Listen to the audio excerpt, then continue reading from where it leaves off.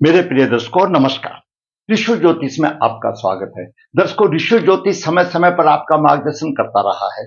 सबसे पहले तो मैं आपको बहुत धन्यवाद देना चाहूंगा कि आप मेरे वीडियो बड़ी उत्सुकता से देख रहे हैं। आशा करता हूं आगे भी देखते रहेंगे। आज के इस महत्वपूर्ण वीडियो में हम विचार करते हैं, एक जातक ने परेशानियों के बाद अपने जीवन में उपलब्धियां प्राप्त की। परेशानियां तो हर आदमी के आती हैं, लेकिन उसको अच्छा विदेश योग होकर जाना पड़ा और धन कमाने के लिए जाना पड़ेगा। तो देखते हैं उसकी कुंडली में क्या योग होते हैं। दर्शकों, ये 12 भाव है। यहाँ पर लगन का भाव होता है द्वितीय, तृतीय, चतुर्थ, पंचम, छठा, सप्तम, अष्टम, नवम, दसम, एकादश, द्वादश भाव। ये सभी भावों का अपना अपना महत्व है। लेकिन विदेश जाने के अनेकों योग हैं, लेकिन सबसे अच्छा योग चर राशि में अगर अनुकूल ग्रह हो तो चर राशि चलायमान है। चर राशि कौन सी होती है? मेष राशि होती है, कर्क राशि होती है, तुला राशि होती है और मकर राशि होती है। ये चर राशियां हैं। इन चर राशियों का संबंध अगर हमारे अधिकतर ग्रहों से हो तो ऐसा जातक की विदेश जाने की संभावनाएं प्रबल हो जाती हैं और ऐसे जातक का भाग्य भी विदेश में ही हुआ। पहले विचार करेंगे नक्षत्र। नक्षत्र का भी प्रभाव जातक के ऊपर होता है। इस जातक का क्या नक्षत्र है उसी के बारे में थोड़ा सा विचार करेंगे। फिर करेंगे लगन पापकृति योग में है। लगन पापकृति योग में है तो परेशानी आती है। उसके बाद अगर द्वितीय भाव का स्वामी, अगर ये द्वितीय भाव है, द्वितीय भाव का स्वामी या नवम भाव में, इसको धर्म भाव भी कहते हैं, अगर उच्च राशि में हो तो उसको लक्ष्मी योग बोला गया। उसकी धन की कोई सीमा नहीं, अच्छा धनी योग माना गया है। तो वो भी इस कुंडली में बन रहा है। आगे बात करते हैं अच्छा विदेश योग, चर राशि से संबंध। तो विदेश योग में भी आपका मार्गदर्शन करेंगे। दर्शकों, पुरुष जातक का जन्म 13 जुलाई 1955 कृष्ण पक्ष 9 बुधवार अश्विनी चरण 2 में हुआ। अश्विनी चरण गणमूल नक्षत्र तो माना जाता है, लेकिन चरण 1 पिता के लिए अशुभ है। बाकी चरण 2, चरण 3, चरण 4 ये सामान्य तौर पर विभिन्न प्रकार से अच्छे ही माने जाते हैं। गणमूल नक्षत्र है वो एक अलग बात है, लेकिन चरण 1 पिता के लिए नाश माना गया है। और अश्विनी चरण सामान्य तौर पर मानो तो हंसमुख होता है, परोपकारी होता है, परोपकार करने वाला होता है, अच्छा उसको पहनने ओढ़ने का शौक होता है और धनी भी होता है। अश्विनी नक्षत्र में जिसने जन्म लिया वो एक अलग बात है। अब चरण 1 हो तो पिता के लिए अशुभ होता है, पिता की मृत्यु भी हो जाती है, पिता को कष्ट भी हो जाती है, कुछ भी हो पिता से अलग भी रहता है। सो अलग बातें हैं। जन्म के समय पर वृश्चिक लगन उदय हुआ। वृश्चिक लगन के 16 डिग्री विद्वान है। द्वितीय भाव में राहु 1 डिग्री 56 मिनट लेकर के है और छठे भाव में चंद्रमा मेष राशि में 0445 डिग्री विराजमान है। अष्टम भाव में केतु 156, बुध 633, शुक्र 1324 और सूर्य 27 डिग्री लेकर के विराजमान है। भाग्य भाव में कर्क राशि में मंगल लग्नेश है, नीच राशि में आ जाता है, 8 डिग्री लेकर विराजमान है और सूर्य से 11 डिग्री पर है, 12 डिग्री पर है। प्रभाव देगा, ऐसा नहीं है बिल्कुल नहीं देगा, क्योंकि 12 डिग्री बहुत होता है, लेकिन अस्त है तो अस्त है, कमजोर देगा लेकिन देगा। वहीं पर गुरु उच्च राशि में है तो मंगल का नीचत्व भंग हो रहा है। और मंगल और गुरु धन भाव का स्वामी है और पंचम भाव का स्वामी गुरु है। मंगल लग्नेश है। जब पंचम भाव का स्वामी और द्वितीय भाव का स्वामी लगन को ऊपर उठा रहा है तो उसका बुद्धिमता और धन की तो कोई कमी नहीं। क्यों? शुक्र गुरु यहां पर धन भाव का स्वामी है, पंचम भाव का स्वामी है और लगन के साथ में है, तो वो अपने गुरु सारे उसमें लगन में दे देगा। और लग्नेश मंगल मित्र ग्रह है गुरु का, तो खूब अपनी तरफ से खूब धन संपत्ति ज्ञान जितना है वो लुटा देगा और उसका नीचत्व भी भंग कर देगा। द्वादश भाव में उच्च राशि में शनि विराजमान है। यह ग्रहों की स्थिति रही। अब सामान्य तौर पे हम थोड़ा सा बात करते हैं। वृश्चिक लगन, जातक का वृश्चिक लगन हुआ। वृश्चिक लगन के स्वामी मंगल है। थोड़ा सा उग्र स्वभाव हो सकता है, सामान्य तौर पर से हो सकता है, परंतु ग्रहों की विशेष दृष्टि के अनुसार वो उग्र स्वभाव रहता है। यहां पर गुरु की पंचम दृष्टि है, उच्च का है, तो उग्र स्वभाव की तो बात ही नहीं हो जाता है। सेनापति की राशि है, वो विपरीत बात में भड़क जाते हैं, वो कानून से चलने वाले होते हैं। और लग्नेश नीच राशि में है, जैसा मैंने पहले बता दिया, नीचत भंग हो रहा है। नीचत भंग होने से बालक विद्वान होगा, मित्रता उसकी बड़े लोगों से होगी और बड़े संपर्क बड़े होगा, धर्मात्मा होगा, क्षमाशील होगा, तेजस्वी होगा, क्योंकि गुरु साथ में है। मंगल की चतुर्दशी द्वादश भाव पर है, खर्चा अधिक होगा लेकिन बाहर से संबंध भी उसके होंगे। और मंगल तीर्थ दृष्टि से, उस दृष्टि से देख रहा है तो पराक्रमी भी होगा, उसमें साहस की कमी नहीं होगी, क्योंकि मंगल तो वैसे ही पराक्रम का कारक है। लेकिन अष्टम दृष्टि से यहां पर माता के भाव को देख रहा है, यहां पर अशुभ प्रभाव देगा, घरेलू सुखों में हानि होगी, यहां पर अष्टम दृष्टि से देख रहा है। अब बात करते हैं सूर्य की। दर्शकों, सूर्य दसवें से अष्टम भाव में है।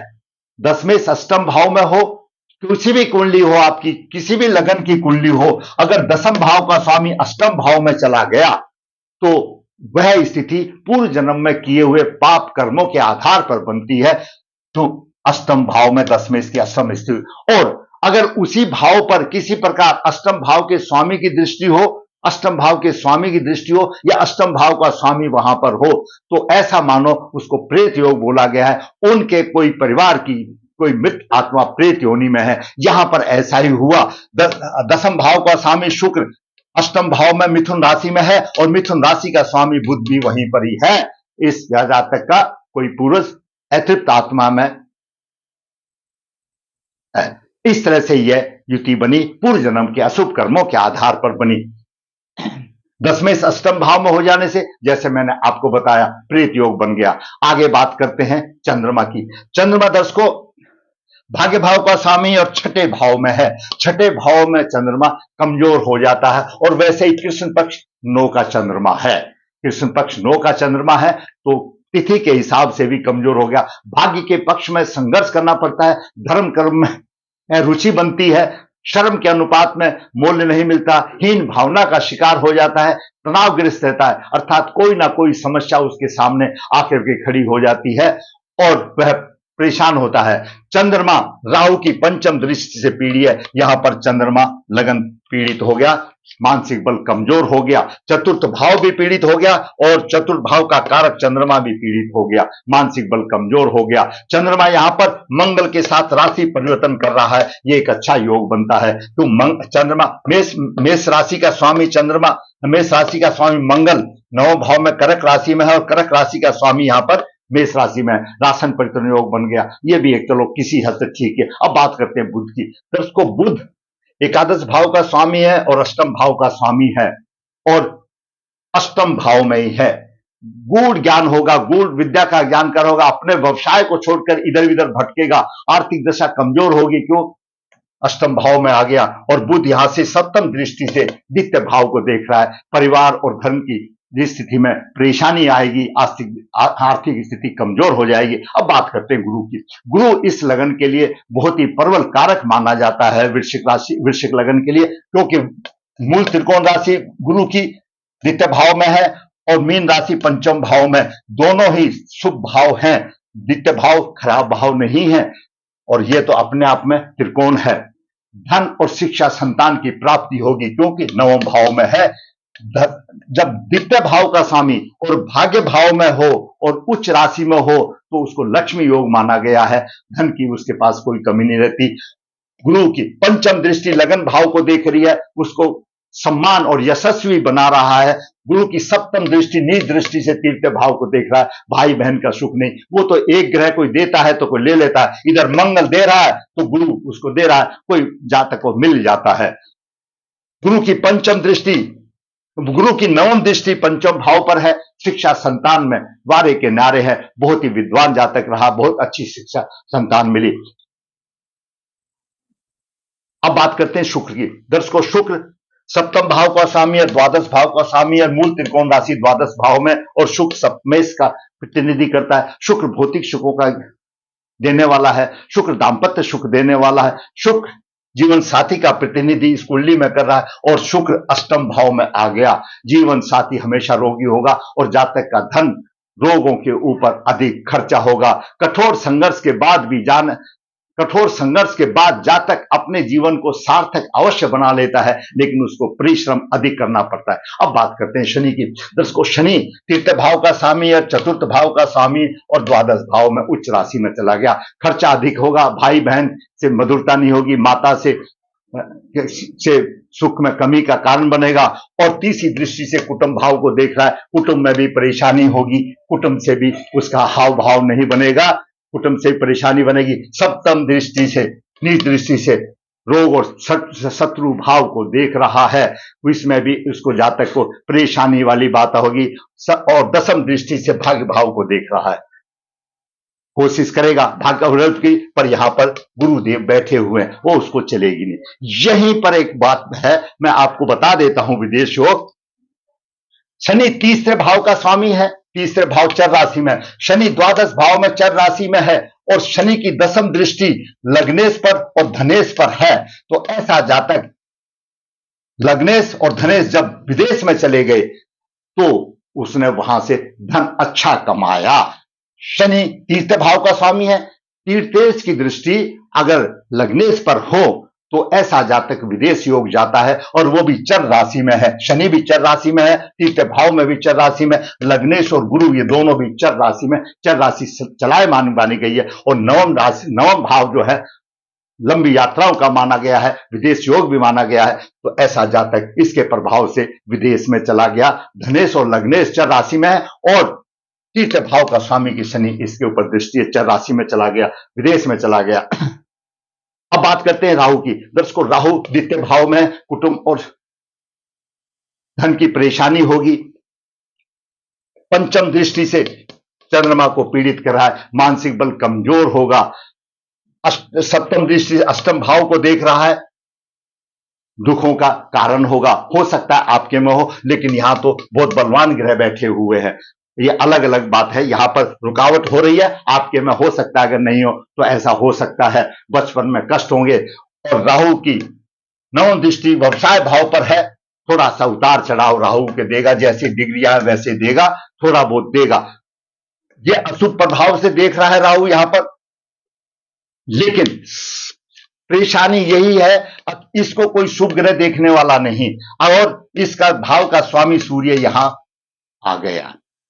चंद्र लगन से बात करें तो चंद्र 7, 8, 9 दसम, ये दसम स्थान में है, दसम भाव पड़ता है चंद्र लगन से। यहां पर मंगल उच्च दृष्टि से कमा रहा है, तो कहीं ना कहीं अगर लगन से नहीं तो चंद्र लगन से मिल जाता है तो अवश्य काम चल जाता है, ये उसका रहा। अब बात करते हैं केतु की।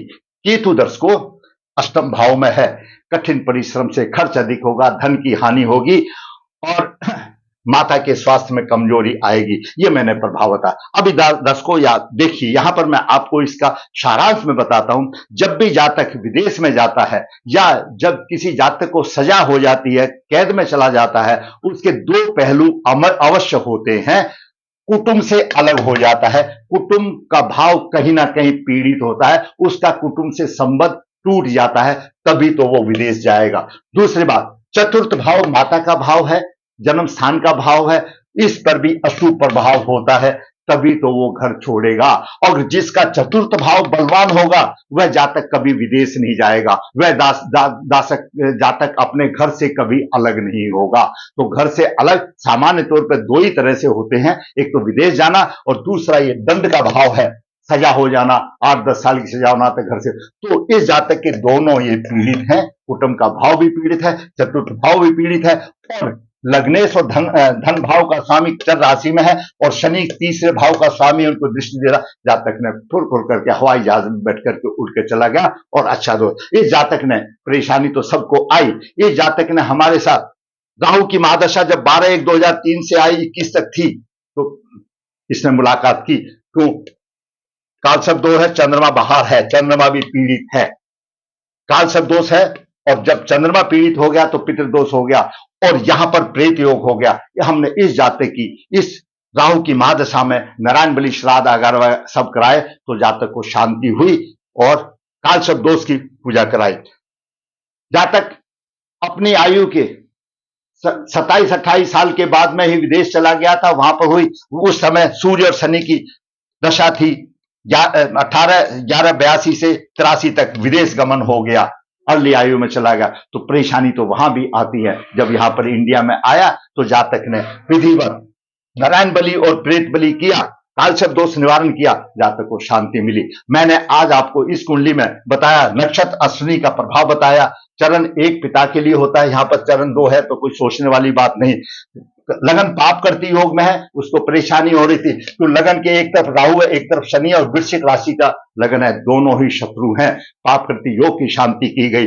उसके बाद धन भाव का स्वामी भाग्य भाव में उच्च राशि में है, धन भाव का स्वामी भाग्य भाव में उच्च राशि में है, तो अच्छा लक्ष्मी योग मिला, वो मैंने आपको बताया।